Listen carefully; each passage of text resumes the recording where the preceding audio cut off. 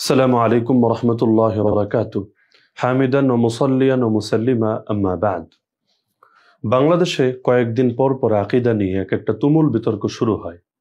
তো কিছুকাল ধরে আল্লাহ তাআলাকে নিয়ে একদল গবেষণা করতে গিয়ে তারা আকীদার ব্যাপারে জটিলতা সৃষ্টি করে ফেলেছে। একজন আরেকজনকে প্রশ্ন করে, বলো তো আল্লাহ তাআলা কোন জায়গায় বা কোন স্থানে আছেন? তো যাকে প্রশ্ন করে সে আবার জবাব দেয় আল্লাহ তাআলা আরশে আছেন, কেউ বলে আল্লাহ তাআলা সর্বত্র বিরাজমান আছেন। এই ব্যাপারে বাস্তবতা কি, আজ আমরা সেটা স্পষ্ট করব ইনশাআল্লাহ। প্রথমে এই বিষয়টা মাথায় গেঁথে রাখুন, স্রষ্টা কখনো সৃষ্টির ভেতরে থাকেন না। স্রষ্টা সৃষ্টির ভেতরে অবস্থান করেন বা অবতারিত হন, এই আকীদাকে বলা হয় হুলুলি আকীদা। যেমন হুসাইন ইবনে মনসুর হাল্লাজ সে বলতো আনাল হক, আমি আল্লাহ, কিন্তু আহলুস সুন্নাত ওয়াল জামাত তারা এ ধরনের আকীদা কখনোই পোষণ করেন না। খ্রিস্টানরা বলে আল্লাহ তাআলা যীশু খ্রিস্টের মধ্যে অবতারিত হয়েছেন। বিভিন্ন মুশরিকরা বলে আল্লাহ তাআলা আগুনের মধ্যে, পাথরের মধ্যে, গাছের মধ্যে অবতারিত হয়ে থাকেন। তো আমাদের আকীদা স্রষ্টা সর্বদা সৃষ্টি থেকে আলাদা থাকেন, সুতরাং এটা কখনোই সম্ভব না স্রষ্টা তার কোনো সৃষ্টির মধ্যে অবস্থান করবেন। সুতরাং সকল স্থান যেহেতু মাখলুক, সকল জায়গা যেহেতু মাখলুক, সকল দিক যেহেতু মাখলুক, সকল দেহ যেহেতু মাখলুক, সুতরাং রব্বুল আলামিন তিনি স্থানের ঊর্ধ্বে, কালের ঊর্ধ্বে, তিনি দিকের ঊর্ধ্বে, বরঞ্চ এগুলোর স্রষ্টা তিনি। হ্যাঁ, এখন কোরআন এবং হাদিসের মধ্যে যে জাতীয় বক্তব্য এসেছে যেখান থেকে বুঝে আসে যে রব আরশের ঊর্ধ্বে সমুন্নত আছেন, আবার কোথাও থেকে বুঝে আসে তিনি তোমাদের সঙ্গে আছেন যেখানেই তোমরা থাকো না কেন, এগুলোর ব্যাখ্যা কি?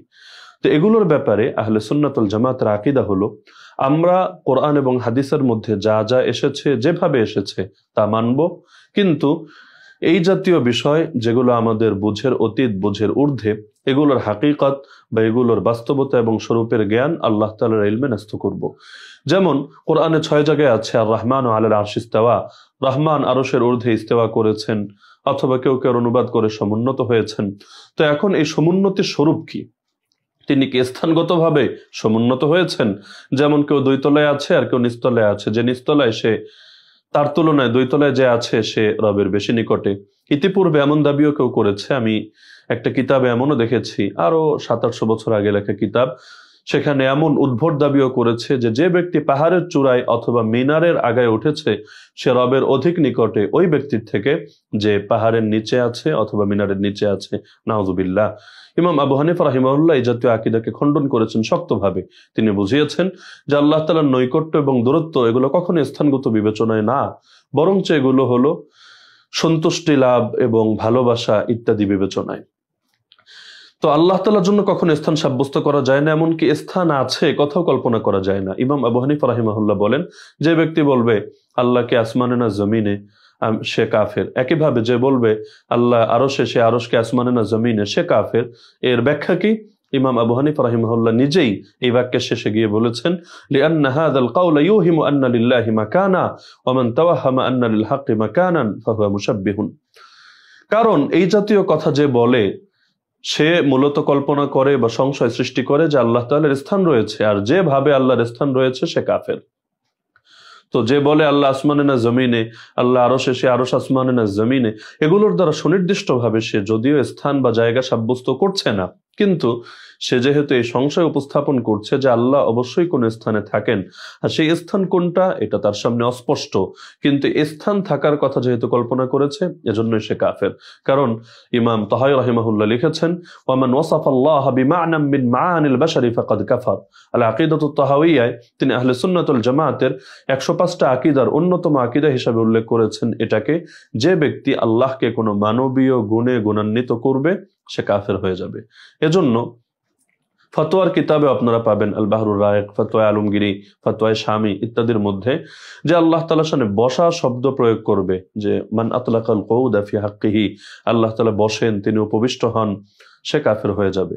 কারণ স্রষ্টা সর্বদা সৃষ্টি থেকে ঊর্ধ্বে থাকবেন, সৃষ্টির গুণাবলী থেকে তিনি সদা সর্বদা পবিত্র হবেন। লাইসা কামিসলিহি শাই, তার অনুরূপ কোনো কিছুই নেই। ওয়ালাম ইয়াকুন লাহু কুফুয়ান আহাদ, কোনো কিছুই তার সমকক্ষ হবে না। হ্যাঁ, তো আমরা একই সঙ্গে কোরআনের মধ্যে যা আছে সবগুলো মানি। কোথাও বলা আছে যে তিনি আরশের ঊর্ধ্বে সমুন্নত, আমরা এটাও মানি। তবে এই সমুন্নতির স্বরূপ কি এটা আল্লাহর ইলমে হাওয়ালা করি, এর দ্বারা আল্লাহ তাআলার জন্য কোনো স্থান সাব্যস্ত করি না। একইভাবে কোথাও বলা আছে আসমানে, তো আসমান আর আরশ তো আলাদা। আরশের সামনে আসমান তো কিছুই না। আরশ হলো সৃষ্টির ছাদ, যা আসমান এবং জমিন সবকিছুর ঊর্ধ্বে। তো এখন আরশে আর আসমানে দুটো কথাও তো এক না, কিন্তু আমরা দুটো একসঙ্গেই মানছি।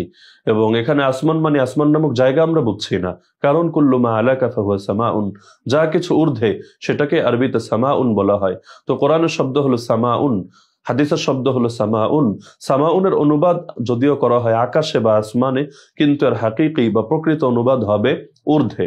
তোমরা কি সেই সত্তার উপর ঈমান রাখো যে সত্তা ঊর্ধ্বে? তো সত্য তো অবশ্যই ঊর্ধ্বে থাকবেন।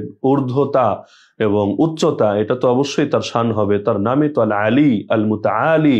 যেমন কোরআনে আছে ওহুয়াল আলিউল কাবীর, তো আলী মানে যিনি সমুন্নত, যিনি সুউচ্চ।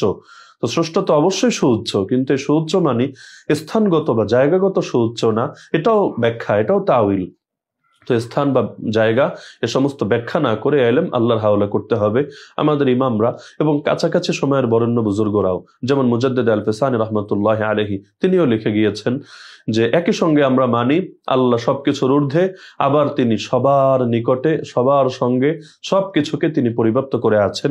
যেমন কোরআনে আছে আলা ইন্নাহু বিকুল্লি শাইইন মুহীত, তিনি প্রতিটা জিনিসকে পরিবেষ্টন করে রেখেছেন।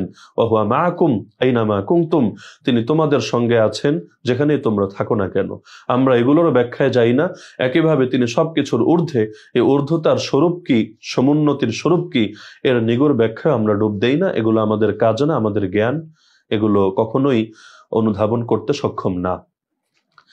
এ কারণে ইমাম তাহাওয়ী রাহিমাহুল্লাহ তার আল আকিদাতুত তাহাওয়িয়ায় সুন্দরভাবে আকীদা তুলে ধরেছেন। তিনি বলেন আহলে সুন্নাত ওয়াল জামাতের আকীদা হলো মুহীতুন বিকুল্লি শাইইন ওয়া ফাওকা, আল্লাহ তাআলা তিনি প্রতিটা জিনিসকে পরিবেষ্টন করে আছেন এবং সব কিছুর ঊর্ধ্বে আছেন।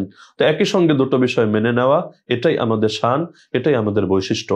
একইভাবে আল আকিদাতুল হাসানা যা রচনা করেছেন ইমাম শাহ ওলিউল্লাহ দেহলভী রাহমাতুল্লাহি আলাইহি, তিনিও লিখেছেন ওয়া হুয়া ফাওকাল আরশ লা বিমানা তাহাইয়ুজ ওয়াল জিহা, আল্লাহ আরশের ঊর্ধ্বে, কিন্তু এর অর্থ এটা নয় লা বিমানা তাহাইয়ুজ ওয়াল জিহা, এর অর্থ এটা নয় যে তিনি কোন স্থান ধারণ করে আছেন অথবা কোনো দিকে আছেন, বরঞ্চ এর অর্থ কি সেটা আল্লাহ তাআলাই ভালো জানেন।